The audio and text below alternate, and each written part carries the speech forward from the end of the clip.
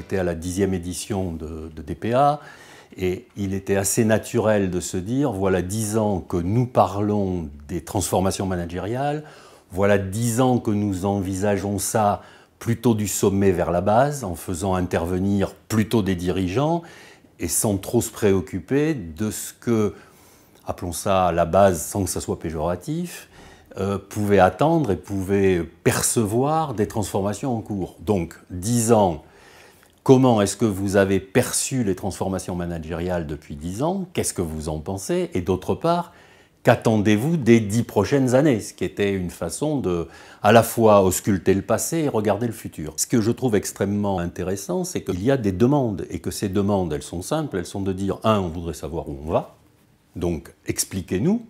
Et là, il y a un vrai travail de pédagogie, etc., qui est à faire et qui incombe aux dirigeants.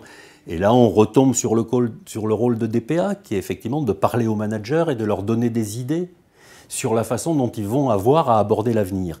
Et l'autre question, c'est évidemment, et les retombées pour nous, ce sera quoi ces transformations? Est-ce que ça va être des retombées en termes d'amélioration des conditions de travail, en termes de salaire, en termes de rémunération? Et là, il y a une vraie attente. Mais là encore, on retombe sur des problématiques qui sont des problématiques de dialogue, celles qu'on défend depuis 10 ans à DPA et qu'on va continuer à défendre dans les 10 prochaines années.